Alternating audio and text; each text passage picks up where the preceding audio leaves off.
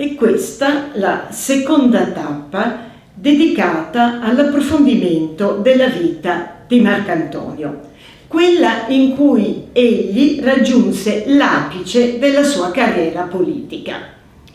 Tale percorso verrà illustrato attraverso la figura della sua terza moglie, Fulvia, una figura molto particolare che assume un ruolo di protagonista nella tarda Repubblica.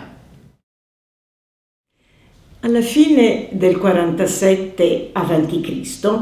si apre una nuova fase della vita di Marcantonio. Fino ad allora la carriera politica era stata patrocinata dal dittatore Cesare, ma alla fine del 47 appunto il rapporto di collaborazione fra i due si incrinò. Per 2 anni Marco Antonio non ricevette incarichi, non detenne cariche e non partecipò alle spedizioni militari che il dittatore compì prima in Africa e poi in Spagna per debellare la resistenza degli ultimi pompeiani. Discussi sono i motivi del deterioramento dei loro rapporti, forse da attribuirsi all'incapacità di Marco Antonio di gestire la difficile situazione creatasi in Italia che gli era stata affidata in qualità di maestro di cavalleria. I veterani richiedevano infatti con violenza la distribuzione delle terre a loro promesse e la plebe tumultuava esigendo la cancellazione dei debiti. Il raffreddamento fra i 2 uomini politici però era forse da imputare anche all'ostinato rifiuto di Marco Antonio di corrispondere all'erario quanto dovuto per i beni di Pompeo aggiudicatisi all'asta. Egli li riteneva il giusto compenso per il suo contributo determinante alla vittoria della causa cesariana nel campo di battaglia di Farsalo. Cesare lo sostituì allora nella carica di maestro di cavalleria con Marco Emilio Lepido.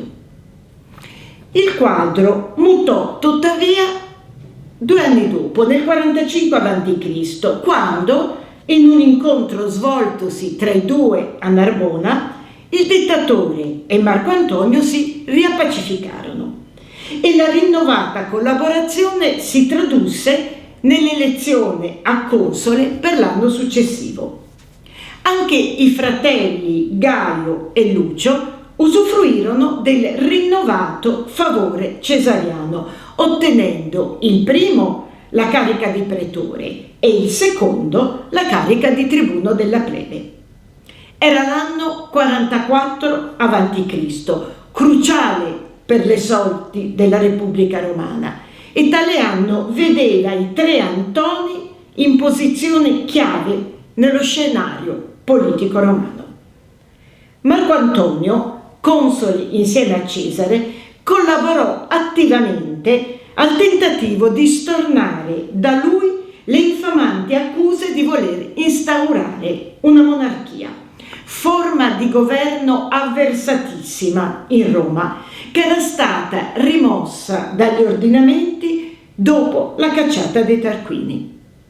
A tale fine, come potete qua leggere, nel corso della festa dei Lupercali, egli inscenò una teatrale messa in scena. Per 3 volte pose sul capo di Cesare una corona, che egli ostentatamente rifiutò, assecondando gli umori del popolo. Alla vigilia della partenza per una progettata spedizione contro i Parti, Cesare aveva infatti progettato di accettare la dittatura perpetua per gestire il potere, facendosi affiancare da Lepido come maestro di cavalleria. Fu tutto inutile. Fu assassinato, come è noto, il 15 marzo in Senato ad opera di congiurati guidati da Bruto e Cassio, che, uccidendolo, sostenevano che i loro pugnali, che qui vedete in una moneta emessa dai Cesaricidi in Oriente, i loro pugnali avevano liberato dal tiranno la Repubblica, a cui avevano così restituito la libertà nella moneta rappresentata dal berretto frigio. Marco Antonio, che era stato trattenuto fuori dalla curia con un pretesto perché non potesse difendere Cesare, si ritrovò console unico.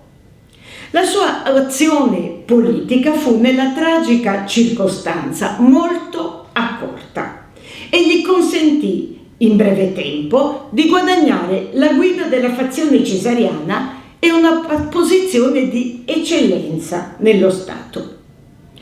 Dapprima patteggiò un'amnistia con i congiurati, quindi nel corso del funerale del dittatore pronunciò, come riferisce Plutarco, un infuocato discorso che provocò l'insurrezione della folla, la quale scacciò Bruto e Cassio da Roma. Marco Antonio concesse quindi a Lepido la carica di pontefice massimo ed inviati i generali cesariani nelle province cui erano destinati, perseguì una politica di compromesso e pacificazione. Abolì la dittatura perpetua, stroncò con energia i moti della parte più estremista del partito cesariano che esigeva la divinizzazione del conquistatore delle Gallie, ma nel contempo, recuperati gli appunti di Cesare, si dispose ad attuare il suo programma di governo. I provvedimenti assunti gli suscitarono non pochi avversari, che alla fine dell'anno riuscirono a coalizzare le loro forze. Animatore ostinato ed energico di tutti gli oppositori di Marco Antonio fu Cicerone, il quale, se non ispiratore del cesaricidio, era certo favorevolissimo ai cesaricidi. Egli compose, in parte pronunciò in Senato 14 infuocate orazioni, che saranno chiamate filippiche, in riferimento alle arringhe composte dall'oratore Demostene contro il re macedone Filippo in difesa della libertà di Atene.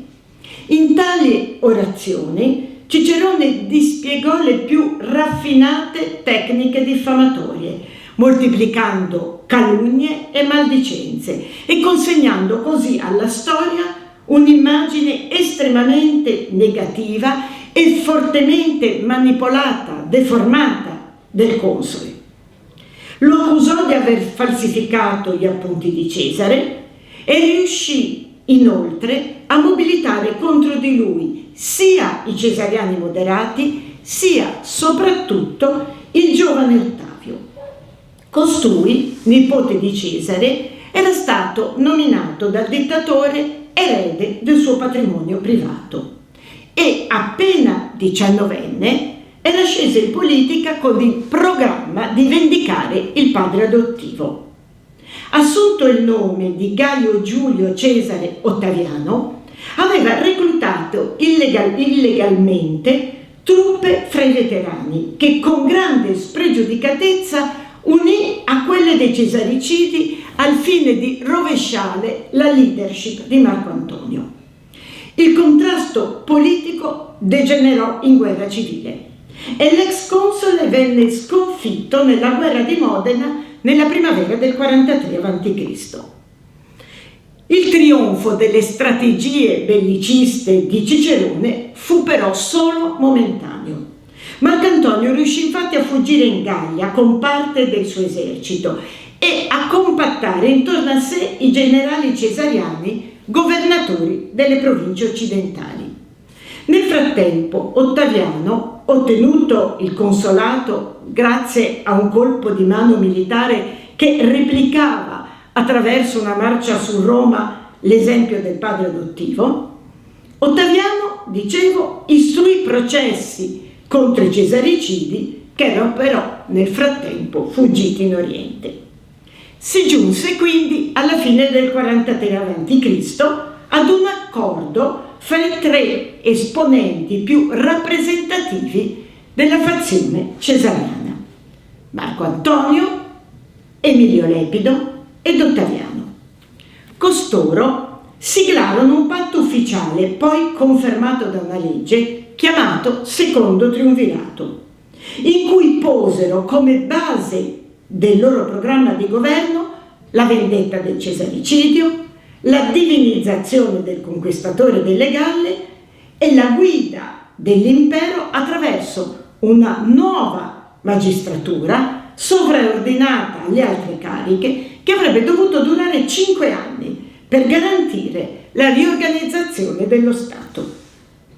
L'alleanza fu corredata anche da un atto di epurazione degli avversari politici che va sotto il nome di proscrizioni, un provvedimento che segnò con una macchia indelebile le biografie dei triumviri.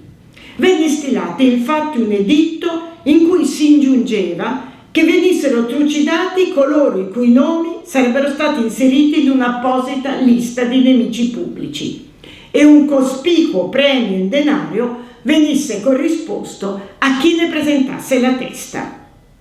Morirono, vittime delle proscrizioni, ben 300 senatori, un terzo dei componenti della curia e circa 2000 appartenenti al ceto equestre. Cicerone fu la personalità più illustre colpita dalle esecuzioni sommarie, che contribuirono ad azzerare nell'urbe la fazione antagonista, ma provocarono unanime riprovazione e cordoglio. Una vera leggenda nera si sviluppò intorno alla morte dell'oratore, che si consumò il 7 dicembre e ne potete leggere l'eco in questo passo del biografo Plutarco. Annichilita così l'opposizione in Italia, dove vigilava Lepido, divinizzato Cesare, Marco Antonio e Ottaviano si recarono in Oriente ad affrontare militarmente i cesaricidi. Nel 42 a.C., in 2 battaglie a distanza di un mese l'una dall'altra, ebbero la meglio presso Filippi, costringendo prima Cassio, poi Bruto al suicidio. Merito indiscutibile della vittoria era da attribuirsi a Marco Antonio, che vendicò così l'uccisione del fratello Gaio, il quale, fatto prigioniero da Bruto, era stato giustiziato come ritorsione per le proscrizioni. La condotta militare di Ottaviano era stata nella circostanza incerta, al limite della codardia. Riconfermato il patto triumvirale in cui Lepido risultava tuttavia marginalizzato, fu deciso che Marco Antonio rimanesse in Oriente per dare ordine alle province e punire chi aveva parteggiato per i cesaricidi, mentre Ottaviano ritornò in Italia per distribuire le terre ai veterani, quale ricompensa del loro impegno nella guerra civile. Il suo incarico si dimostrò quanto mai problematico. La difficoltà di reperire in Italia terre idonee e sufficienti alle assegnazioni comportò il ricorso a confische.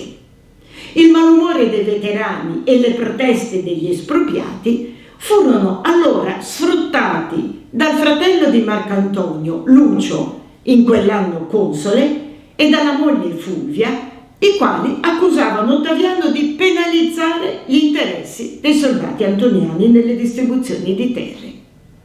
Mentre Marco Antonio ad Alessandria intrecciava una relazione sentimentale con la regina d'Egitto Cleopatra e si dimostrava apparentemente disinformato circa i contrasti che divampavano in Italia, nell'inverno tra il 41 e il 40 a.C. si consumava la terza guerra civile dopo il cesaricidio. Lucio Antonio e Fulvia, chiusi d'assedio a Perugia, dovevano capitolare per fame di fronte alle truppe d'Ottaviano e da lui arrendersi. avendone salva la vita. Il matrimonio di Marco Antonio con Fulvia doveva risalire al 47 a.C. La matrona era espressione di un'antica famiglia consolare, pur al tempo lontana dalle magistrature, e si poteva considerare a buon diritto la first lady del partito cesariano. Già vedova del demagogo Publio Clodio Pulcro e del tribuno Gaio Scribonio Curione, entrambi molto vicini a Giulio Cesare, Fulvia sposava ora colui che era visto come il delfino del dittatore. Il matrimonio con Fulvia doveva rappresentare l'occasione per ricomporre quella frattura che aveva allontanato Antonio da Cesare in quell'anno.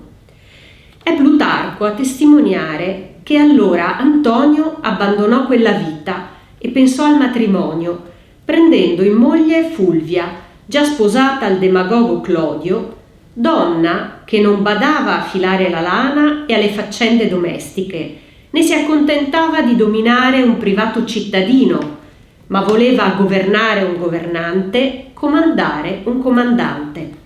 Per cui Cleopatra fu in debito a Fulvia di aver insegnato ad Antonio il predominio femminile, ricevendolo fin dall'inizio del tutto mansueto e ammaestrato a obbedire alle donne. Fulvia viene descritta dalle fonti come una donna anticonvenzionale, l'antitesi del modello a cui le matrone romane dovevano uniformare al contrario i propri comportamenti e atteggiamenti. Fin dall'età arcaica e con poche variazioni ancora in età imperiale, secondo quanto testimoniano in particolare la tradizione letteraria e l'epigrafia funeraria, era stato definito per le matrone un paradigma di comportamento. Le donne dovevano essere mogli e madri, dovevano spendere la propria vita in casa e per la famiglia. Erano chiamate a ispirare la propria condotta alla riservatezza e alla moderazione, che si traducevano in un abbigliamento sobrio e coprente, in un uso accorto della parola, nella limitazione all'essenziale delle proprie relazioni con individui esterni al nucleo familiare. Lo scostamento da tale modello rappresentava la principale ragione di delegittimazione per una donna. Fulvia viene descritta nella tradizione come un antimodello sia per il suo legame con Antonio che per le iniziative che promosse in ambito politico e militare di esclusiva competenza maschile, iniziative interpretate come tradimento del suo stesso genere. È così che lo storico Velleio Patercolo, che restituisce una memoria di questo periodo allineata al punto di vista di Ottaviano Augusto, riferisce che Fulvia di donna non aveva altro che il corpo. Ma anche numerose altre fonti delineano un ritratto di Fulvia che identifica i suoi tratti caratterizzanti nell'avidità, nella gelosia, nel cattivo carattere, nella crudeltà. Gli stereotipi canonici nella delegittimazione delle donne in ogni tempo. Antonio invece valorizzò la moglie nelle proprie iniziative comunicative. I tratti fisionomici di Fulvia sembra siano stati riprodotti in una serie di emissioni, aurei, denari, quinari, assi, coniate a Roma, a Lione e a Omenia in Frigia, rifondata da Antonio con il nome di Fulvia, emissioni che datano tra il 43 e il 40 a.C. Se l'identificazione è corretta, come ritiene gran parte della critica, Fulvia fu la prima donna romana vivente rappresentata su moneta. Il matrimonio di Antonio e Fulvia non si uniformò alla prassi. Al contrario, dovette fondarsi su un affetto condiviso tra i coniugi. La giocosità del marito nei confronti della moglie è oggetto dello scherno di Cicerone, che nelle Filippiche critica anche per questo il magistrato Antonio, incapace di anteporre i doveri di Stato ai piaceri della vita privata. Ma tale affettuosità è testimoniata anche dalla vita di Antonio di Plutarco, che sembra acquisire il buon giudizio su questo atteggiamento proprio dai discorsi di replica agli attacchi ciceroniani che è noto furono pronunciati da Antonio, ma che non sono pervenuti a noi. Questa nuova modalità di gestione dei rapporti tra coniugi, che identificava nella moglie una compagna di vita, accomunava il matrimonio di Antonio e Fulvia ad altre unioni del tempo, come quella di parte filorepubblicana di Porcia e Marco Giunio Bruto. Quindi sia nell'area conservatrice che in quella fautrice di un necessario rinnovamento dello Stato si realizzava quindi una significativa reinterpretazione di uno dei più importanti ruoli sociali delle donne. Fulvia fu molto attiva accanto ad Antonio in numerose circostanze, supportandone l'azione politica e rappresentando gli interessi del marito e della famiglia in sua assenza. La matrona consigliò Antonio nella gestione dell'eredità di Cesare nel 44, lo affiancò nella stesura delle liste di proscrizione tra il 43 e il 42. La testa mozzata di Cicerone portata sui rostri fu oltraggiata da Fulvia. Fulvia fu al fianco di Antonio anche quando, nell'autunno del 44, egli decise la decimazione dei reparti ribelli delle proprie legioni, coinvolte nella guerra civile. Nel 43 Fulvia si rivolse ai senatori sostenitori del marito perché quest'ultimo non fosse dichiarato nemico pubblico. La donna si presentò alla loro porta e manifestò nelle strade di Roma insieme alla suocera Giulia. Insomma, fu la sua consigliera in presenza e la sua longa manus in assenza nella politica interna come nella politica estera. Ma certo, il contesto principale in cui Fulvia agì in forma di maggiore autonomia e acquisendo prerogative maschili fu la guerra di Perugia tra il 41 e il 40 a.C. Antonio all'epoca si trovava in Oriente e forse per opportunità si dichiarava ignaro di quanto accadeva in Italia. Fulvia e il cognato Lucio Antonio, che allora era console, decisero per la guerra e la gestirono in prima persona. Arruolamenti, organizzazione logistica delle truppe, condivisione della strategia sul campo con i generali antoniani accorsi.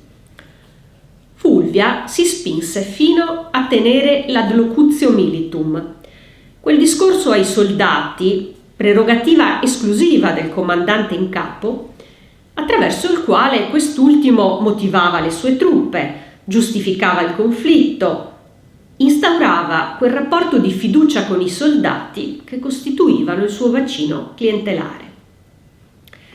La matrona quindi assunse il ruolo che sarebbe spettato ad un uomo della sua stessa posizione sociale, ma che era da sempre precluso alle donne. Le fonti forse enfatizzano strumentalmente il ruolo di Fulvia in questo contesto e in esso identificano le più evidenti e deprecabili violazioni del codice di comportamento femminile. Ma l'archeologia testimonia la sua presenza sul campo di battaglia. Sono state infatti rinvenute ghiande missili, proiettili di piombo cioè, che recano il suo nome. Come in tempi di guerra recenti i missili, così in antico le armi da getto recavano spesso incisa o a rilievo l'indicazione del mittente, ovvero del comandante dell'esercito che inviava quel proiettile contro l'avversario. Oppure il nome del destinatario al quale quella ghianda era indirizzata, o della parte anatomica in cui si auspicava fosse colpito.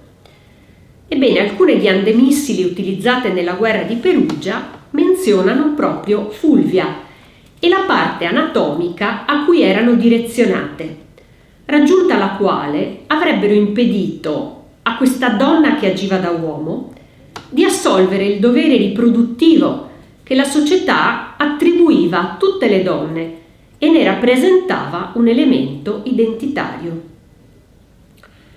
Come interpretare allora l'azione di Fulvia a Perugia? Forse non si trattò dell'ambizione a una emancipazione in senso moderno, intesa alla parità tra i sessi, estranea al pensiero femminile antico. Si trattò piuttosto della ricerca di soluzioni necessarie a problemi concreti e contingenti, in un tempo di emergenza che imponeva comportamenti diversi rispetto ai canoni tradizionali. Questa dovette essere la cifra della biografia di Fulvia: interpretare il proprio tempo e sperimentare soluzioni per tutelare la propria famiglia, dovere primario di una matrona.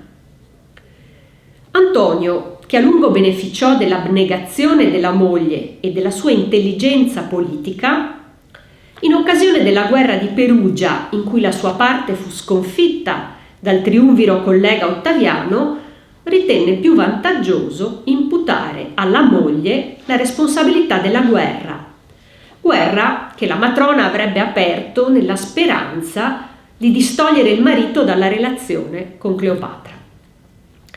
Concluso il conflitto, Fulvia raggiunse Antonio in Oriente, dove fu male accolta e morì. Anche attraverso la propria morte agevolava la politica del marito, che si trovava ora nella condizione di siglare un nuovo accordo con Ottaviano e di sposarne la sorella Ottavia, come suggello dell'alleanza ritrovata.